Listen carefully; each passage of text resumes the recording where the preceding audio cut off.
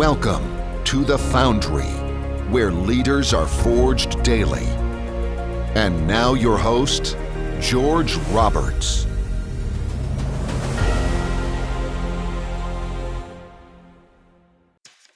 Welcome back, entrepreneurs. Today, we welcome Billy Keels, founder of First Generation Capital Partners. Billy has been living in Barcelona and investing in the United States. I'll let you pick it up from there, Billy. Tell us the story.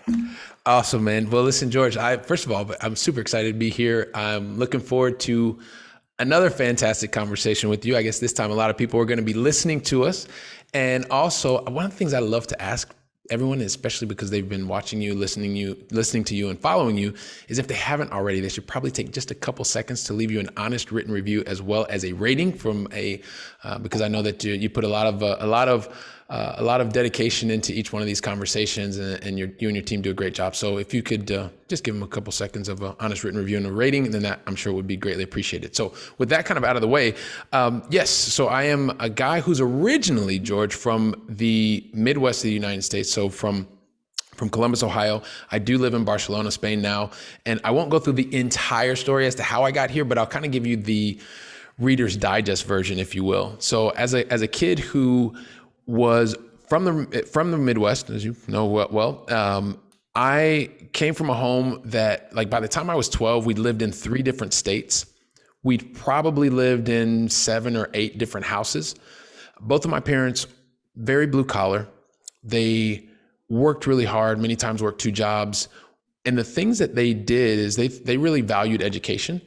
Because as neither of the 2 of them went to school, they really wanted to make sure that me and my brother and sister, that we were in really good school districts, we had access to great education, and that, it was really about, you got to get good grades. After that, you got to get a really good job, so you're not doing the same types of jobs that they were. And then, after that is to, I guess, follow whatever they didn't know about, which ultimately became get into the corporate game, rise the ladder, and work. So telling that a little bit of background, by the time, like I said, I was 12. We'd lived in 3 different states. My parents eventually divorced. We went back to Ohio. From there, finished high school, went to college in the southwest of Ohio at Miami University. It was fantastic. And I had this goal, because when you go to school there's this dream job that you're supposed to get. And that dream job was working at Procter & Gamble. And so I had 2 degrees. The first year right before the first degree, I applied for the role, got rejected. That was not something that I was used to, because I know that you know this, but many may not know. I was a very A student, and at the time was very much a perfectionist. Today, I consider myself to be a recovering perfectionist. And so I went and lived overseas in 1995 and had, after my first degree, and that was getting ready to get my second degree. And so when I came back, I thought, well, you know what? I got another opportunity to apply for a role at P&G. I learned things that I shouldn't have done, shouldn't have said, and I have more experience. And I went through the second process and got rejected again. And so that was not very cool. And as a recovering perfectionist, it was very difficult for me to handle that. But the thing that came out of that was I had an opportunity to apply for a different role. And this role was based in St. Louis, Missouri. And in this role, I think the most important thing to know was that it gave me an opportunity to work and travel throughout some 58 countries. And so for me, this guy from Columbus, Ohio, who had been rejected from my dream job twice, and I never thought I was going to be living anywhere. And so to have the fact that I was traveling around the world and doing it at really 5-star kind of way, it was amazing. And so at the end of that 5 years, I didn't see myself going to a normal 9-to-5 job. So I did what anybody would do. You take a 1-year sabbatical. And that 1-year sabbatical, I was accepted at a university in Paris. So the idea was I was going to go to Paris, France. I was going to learn about French language and culture. I was going to learn about wine, and I was going to learn how to salsa dance. And those were my 3 objectives. And that's kind of what I was really interested in doing. And the thing is, I was enjoying the opportunity so much. And this was at a unique time, because this was back in 2001, 2 weeks after 9/11. So there was a lot of tension between France and the US. And so it was a really interesting time to be there. But what happened was, after about 6 months, I really was enjoying the experience. I'd been through some challenging times. I didn't speak the language. I didn't speak the culture, or I didn't understand the culture in the very beginning. But through a lot of, sleepless nights and frustration, things like that, after 6 months, I was really starting to get the hang of things. And so I didn't want to go back to the US. And so I worked with a lot of Fortune 500 CEOs, as I mentioned to you before, and ended up having an opportunity to stay in Europe, but I had to leave Paris and I moved down to a town called Montpellier in the south. Got into the IT industry. I started in hardware. I stayed there in that company for about 3.5 years. And one of the things, they also sent me to Italy to start up a sales team because I was in sales. And so I went to Italy, lived there for about 7 months. I was the only non-Italian, so it was very challenging in the beginning, but I did learn Italian. I learned more about the language and the culture, and went back to France. Ended up meeting a very nice woman before I left, and she eventually moved back to Barcelona. We dated at a distance for 2 years, and eventually I moved to Barcelona, Spain in July of 2005. We got married in September of 2008, and then October of 2009, our first son was born, and our second son was born about 18 months after that. And so I kind of joke sometimes, well, I'll tell you what I joke about, but I forgot to tell you one other thing. All this time I kept working in the corporate life, continued to work in the corporate life, and in about 2012 is when I actually started investing in real estate. And I think it was one of the things you were talking about before, and I'm sure we'll come back to that.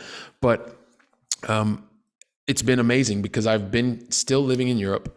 And then the thing that I tell people all the time is, this is what I was going to say before, is basically that 1 year sabbatical has turned into 21 years, 3 countries, 4 additional languages, a marriage, 2 children, and a recent retirement from corporate life. So you have to be careful sometimes when you wish for those 1 year sabbaticals, because you absolutely have no idea how they could turn out. Right now, I'm not sure, did you mention the 86 countries? So you had this 1 year sabbatical, and through that, as part of that, you've been to 86 countries. So tell us about that. Yeah, sure. So the first 5 years out of college, so I was working in that job that was 5 years in 58 Right. countries. And then since 2001, I've continued to travel, and to date, I've traveled to 86 countries. So my goal at this point is to travel to at least 100 countries. I think that's pretty doable. I've been to 6 of the 7 continents. And of course, this is for everyone in the US. People in Europe, well, they don't believe that there are 7 continents. There are only 5. And that's a whole different story. You and I can talk about that at another time. But the idea is to be able to get to Antarctica and get to 100 countries. That's my next travel goal. Right. I like your story. We talked about this offline, the 5 rings on the Olympic banner. Yeah. Yeah, that's how I always get stuck, because I was like, well, yeah, but there's 7 continents, you know, and my wife is European. She's like, yeah, but what about the rings in the Olympic flag? And right. I'm like, oh yeah, there are only 5. And she's like, there you go. So I'm like, anyway, so yeah, so you know, this is how education can influence things, right? And so that's one of the conversations in our household that we don't really delve in too much, right? I have my point of view, she has her point of view, you know. Nice. We agree to Antarctica fields an Olympic team. Exactly, something like that. All right. But anyway, all right. So I think we need to get down to business, but fascinating story. I wanted to make sure that we got to that. And by the way, thank you for that amazing introduction.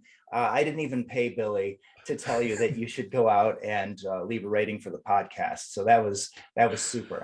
Yeah. No, it's one of those things, man. I'm going to have to say something really nice. Exactly. We'll get you over to the Going Long podcast, and you can say whatever you want to say. No, but it is one of those things. As a fellow podcaster, I know the way that your process works, and I know you put a lot into this, and it's one of those things. It's great for us to get feedback, because you can continue to make your podcast even better, and you understand exactly what your audience wants more of. And so that's one way for us to get feedback, and so that you, as a listener and as a viewer, you get exactly what you need.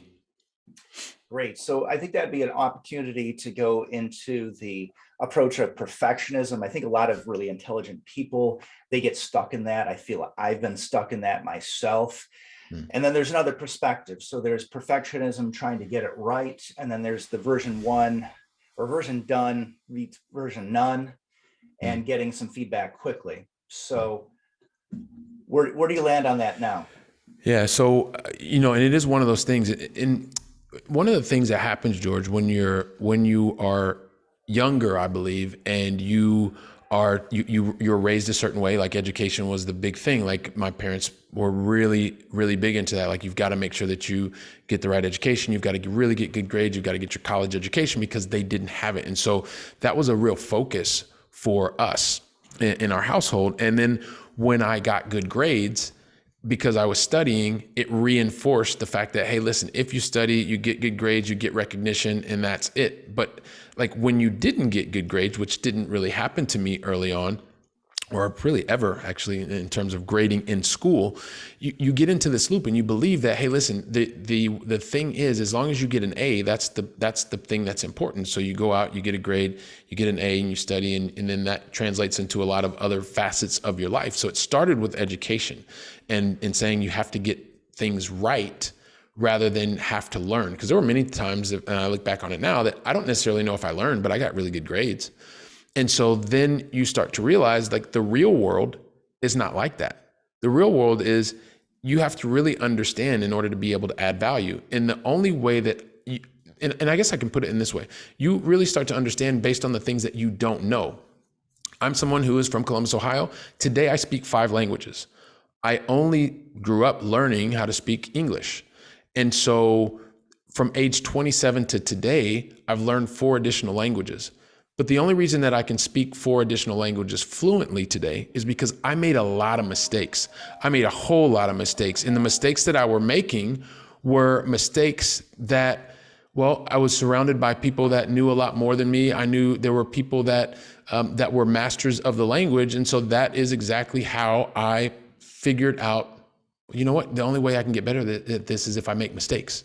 And so that's when you start realizing, and the same thing has happened as I've become a better investor.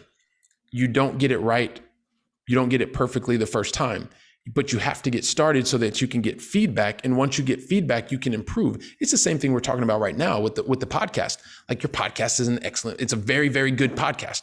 It's an excellent podcast, but I know that you want it to be the absolute best podcast. And the only way that you can know that is if you get feedback from your listeners, from your viewers, and It's the exact same type of feedback loop. So I have definitely had a transition in the way that I think. At the same time, I know what it's like to struggle and want to get the right answer all the time. And sometimes because you don't have the right answer, you don't actually move forward. And that's the worst thing you can do, is to make no decision. So that's a little bit about the way that I've evolved, where I came from, why I came from that point, and kind of where I am today. Yeah, and a part of that, I think, is the entrepreneur's journey. A lot of people who do become entrepreneurs, they say, hey, if you make, 30% mistakes, wow, that's like a C-, right? And you're never going to get anywhere in school like that. But if you're an entrepreneur and you're the first to market and you're making mistakes maybe 40% of the time, you could be miles ahead of the competition. Yeah, and I don't know if you're familiar with this principle or not, but I heard this a couple of weeks ago or a couple of months ago maybe, and it's really stuck with me. And it's something that as soon as I feel myself getting stuck, I think about this. And it's the Colin Powell talked about a principle, which is the 40-70 principle. And what it was, for you, if you're not familiar, it was basically, and this is great for someone who is an analysis paralysis person, you want to get things perfect, like the recovering perfectionist that I am. When you have to make a major decision, and when he had to make a major decision, he said, listen, I'm going to apply the 40-70 principle. And what that means is I need a minimum of 40% of the information in order to make a decision. And I don't want any more than 70% of the information in order to make a decision, because less than 40, you don't have enough to make an informed decision. More than 70, there's a high probability that you are going to be in the analysis paralysis, because then you're going to start to look for perfection. And once you start to look for perfection, you make no decision typically. And so whenever I find myself needing to make a really important, relevant decision, and I feel like I'm not moving fast enough, I think about that principle, I think about where I am, and then you have to make the decision, because you need the feedback to know if it was the right decision or not. Hopefully that makes sense. No, it makes a lot of sense. And I remember reading his autobiography, My American Journey, very influential for me, very fascinating, great American, Colin Powell. So glad you brought him up into the conversation. Yeah, great one. Yeah. All right, so let's see. Let's move it along a little bit. One of the things you do talk a lot about, and I do want to get to some other things, because I know a lot of your podcasts have covered investing in other countries. What do you do to, first of all, decide what markets you want to invest in, And what do you require from your partners? Obviously, you can't always be the boots on the ground. Yeah, definitely. You know, actually, one of the things that I learned, right, because I've lived in Barcelona, Spain, I've invested exclusively in the United States, and I did a lot of things wrong, right? I got into real estate investing initially because I was having a problem. In 2000, I lost portfolio value. I'd just been 5-6 years out of college. I'd never really knew what investing was at all. And this was kind of my first downturn. I heard from my financial advisor, listen, you just need to keep doing DCA. And I was like, well, what's DCA? Like dollar cost averaging. It's kind of like you just put the same amount of money in every 2 weeks and it'll be taken out of your check and you start to save. And I was like, all right, cool. He's like, don't worry, it's all going to come back. And he was right. It absolutely came back. By the time 2006, 2007 came back, I mean, I was roaring. I was way ahead of where I was before, but then 2008 happened. And so when 2008 happened, it was like the same thing happened all over again. And my parents always told me, first thing, if it happens once, shame on them. If it happens twice, shame on you. And so then I decided it was time to get started in real estate. And it took me a while to actually get started. There were some things that happened in my life that the biggest thing that happened in my life was when I missed my son. I was in the corporate world and I missed my son's birthday, and it was his third birthday. And I was in a business meeting in Frankfurt. And when I was there, I was kind of like, oh my God, I got to do something different. I really got to do something different. I can't depend 100% on my job for my future because I'm doing things that are incongruent with what I wanted to be as a father, as a husband, and I'm missing a really important event. And the reason I'm telling you all that is because that's what it took to actually get me started in actually going from theory to action in real estate. And when I started in real estate, there were a couple things that I thought about. I knew that I had the money. I knew that I needed to have 25% of whatever the property value that I was going to purchase or the price that was going to be agreed upon. And then after that, I just needed to get people into the property. So I was really focused on what's the deal that I want to do, like what's the opportunity that I want to buy. And then the challenge that I had is I made the decision, this is coming back to your question, like what is the location where did I want to invest? How did I decide on the location?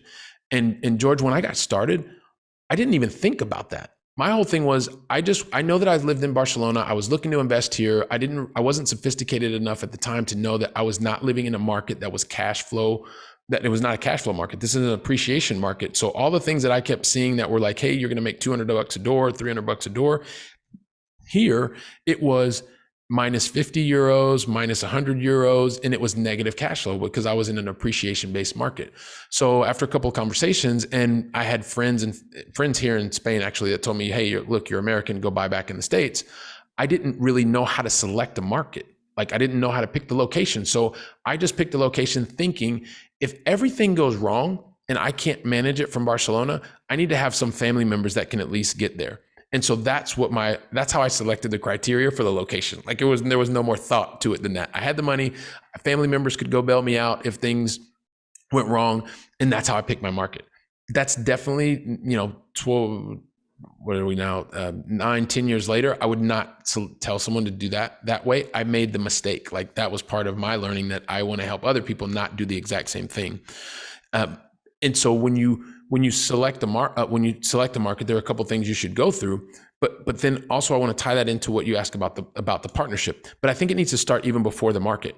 I think no matter what you do, or I don't think this is which has helped me to actually be able to leave corporate world and not have to worry about ever going back, is what I started by doing was buying the opportunity.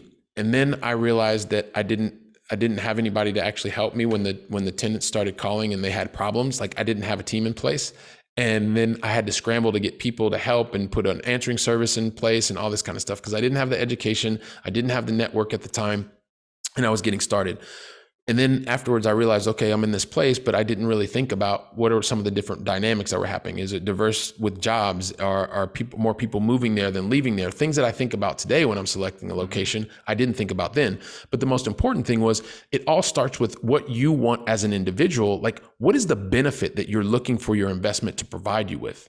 Are you looking for some type of consistent cash flow? Are you looking for some type of tax benefits? Like all the things that people typically talk about when you're talking about real estate. But then also the real stuff is, it's not about those things. It's, do you want to be able to choose that you can stay in your job for the next 15, 20 years? Or do you want to choose to say, look, I don't need this job anymore. And, it doesn't matter what happens to me in the future. I already have my life set up outside of this. Or do you want to figure out how do you travel with your kids once a year and make something else pay for that trip to an international destination? Or do you just want to have funds that are there for your kids that aren't being taxed heavily? There's so many different things, but you need to know what benefit that you're looking for, why you're looking for that benefit. And then afterwards, going to your question, once you're clear on that, in my opinion, George, then you move to the location. That's when you start thinking about the market, because you think, I'm looking for this particular benefit. I'm clear on why I'm looking for it. So which location is going to give me the highest probability of being able to achieve that benefit? Once you then look at things like how many people are moving into a particular location versus leaving, are there more jobs that are there? What's the diversification of jobs? Are there more units being built? Are there less units being built? If you're thinking about real estate, those are some of the things to take into mind. Then once you understand the location, then it's really, really, really important, especially as a long distance investor, when you live in one city and invest in another, or on one continent like me and invest in another. You've got to have a strong team. Like, the team is the most critical element. And that is every member of the team, from your brokers, whether they are real estate or commercial real estate, their insurance, whether you have the right lender, you have the right legal team, you have an SEC team. Like, the team is the most critical part in long distance investing. And then afterwards, then you should be looking at what is the specific opportunity that you're looking at, because that's when it makes sense, because whatever your personal goal is and why you want it, you're in the highest probability location to let you get that benefit. You've built your team. And so then afterwards, whatever the asset that you're going to put in your portfolio, that could be a huge 300 unit apartment building. That could be a piece of energy equipment like I'm doing today to help high wage earners. It could be whatever it is, but those are the steps that really need to be aligned, so that when you actually make that investment, that you're giving yourself the highest probability to achieve the outcome and the benefit that you set out for in the very beginning. And the only reason I can tell you that as a recovering perfectionist is because I did it wrong. I got it wrong the first time. But even though I got it wrong because I did it just the opposite, I was very fortunate that I had a positive outcome, and it didn't hurt that much, but I've been able to learn, iterate, and improve based on the previous mistakes that I made. So hopefully, I know it's maybe a little bit long-winded answer, but hopefully that answers the question that you were talking about in the beginning about the market and the partners. That's perfect. I'd like to go a little bit more into detail in a minute, but I'm seeing another theme here. Like most people that are successful in business, most people probably did well in school, just like you did. And there's this sort of standard narrative that the schools give us, things like that you're supposed to get really good grades, go work for a good corporation. And obviously you did very well with that. There's not knocking that, but there's something goes far beyond that most people never get to.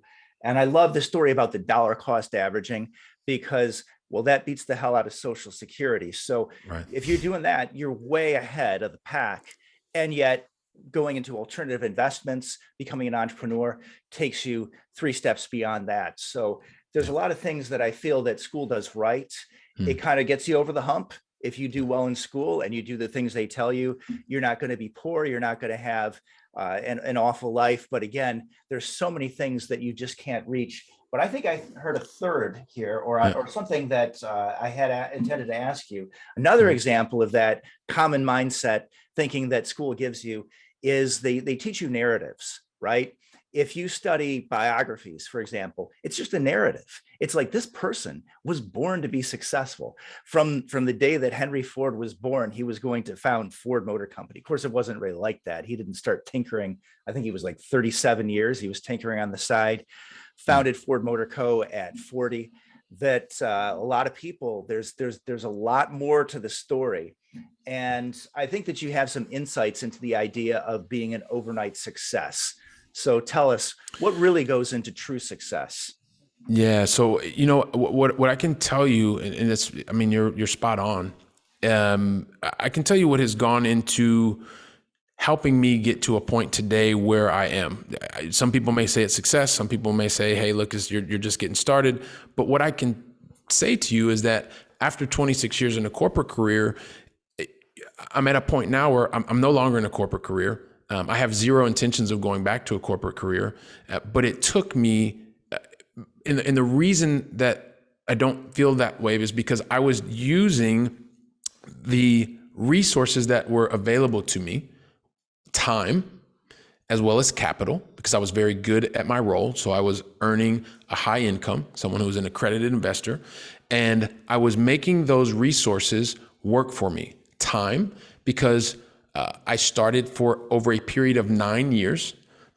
I was working very early in the morning. I was probably starting anywhere between 4:30 in the morning, typically 5 o'clock. And I would work on my business, or I'd work on myself. I'm a big fan of the Savers methodology. So I would start my mornings, miracle mornings, starting with myself, thinking about the things that I needed to do. Then I would start to really work on my business. The early days was, how do I go out and go out and find the right property? The things that I was telling you about before, I was doing it wrong, but hey, or not in the best way, not wrong, but not in the best way. But I would use that pre-time before my family woke up to really focus on me and building my business. Then once my family woke up, when I was there, because I was traveling a lot as well. Like I was traveling the last 9 years, I was traveling probably 3 days on average a week. And then when I was in my corporate role, I was focused on my corporate role because I was a high achiever. I was in the top talent program. I was going to flying to Hawaii and all these kinds of things. And it was really important because that was also part of the validation was, hey, listen, we want to make sure that you continue to achieve at your role. I liked my role. I was good at my role. I had an amazing network, access to amazing education, things like that. And then after many long flights, or when I would be working all day, I'd get home, I'd spend some time with the family.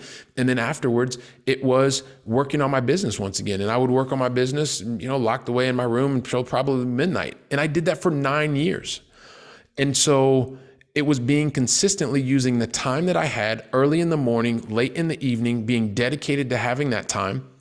And also the other resources, because I was achieving in my role at my job, and I was using that active income to invest in different business, in different assets that were providing passive income, or at least at the time I thought it was passive income. I have a big thought about passive income and active income and all that other kind of stuff now because I'm much more educated on it. But it was not an overnight success, George. I do not believe that when you are building a runway that it happens overnight. I think when you're building a runway to help you get to a destination faster, that it takes time, it takes a plan, it takes execution, it takes a team, because you need to know what you should be doing and not be doing. I was, as a recovering perfectionist now, but perfectionist then, I was trying to do a lot of things on my own. I still suffer from that sometimes today, and I work against that to not try to do everything by myself. But it absolutely did not happen overnight. It took a long time. There was lots of sacrifice that it took to make. A lot of the sacrifice, not just on myself, but also with my family, my wife and my young kids, right? Because when I was not with them, I was working on my business. But I can tell you that for me, it was worth it because now I'm in a position where I'm out of the corporate world, out of the corporate world. I enjoyed it. I'm a big fan of corporate life. I think when you're in a role that you enjoy and you do well, that there's probably not many better places. But I also know that most people are thinking to themselves, I'm not going to stay in this corporate role for the rest of my life. Some people fear for the day that someone shows up with a pink slip or P45, depending on what country, but meaning basically you're being sacked. And to be in a position where you're not fearful of that because you are getting educated, you're building your network, it just puts you in a much better place, in my opinion. Whether someone calls that successful or not, that's just a little bit about my story and what it took me to get to this point to now be able to focus on not just what the things that I've done up to now, but also how we can now serve other people and allow them to not spend 9 years to do it. And if they want to continue in their role, they continue in their role. If they want to do something else, they do something else, but they have the freedom to choose what they really want to do, when they want to do it, and with whom they want to do it. Yeah, I love those multiple freedoms that you're mentioning. That entrepreneurial mindset gives you a lot. And one of the ones that I don't hear mentioned as often, everybody talks about having the freedom to go wherever you want and do things when you want. but knowing that you're not beholden to somebody. And if things go wrong and you do get sacked, and it happens, can happen for cause or not for cause, the economy going against you, the business making a bad decision, and all of a sudden a lot of pink slips show up. And knowing that you've got something on the side, that's huge. That's really, really huge. Yeah. And I would also say, George, that it was, and there's sometimes there's a new leader in the company. They have a different vision and they want to execute that vision. It's not it has nothing to do with the person, what they were able to provide or not. It's just a change in the organization. And I would also say, and sometimes people, when you're a high paid professional, they may not agree, but I think when you have your financial life also very well complemented outside of your day job, it makes you a more productive employee because you're doing things based on the corporate strategy that you're there. You're not doing them based on a whim because you've got to make sure that this business closes now or tomorrow. You're doing things that are for the longevity of the relationships that you are building. And so when you can come into your role having that clarity and having that confidence, then I think it helps you as a corporate employee as well. So, and I know that a lot of the clients that I worked with, I believe that they perceived that and also appreciated it.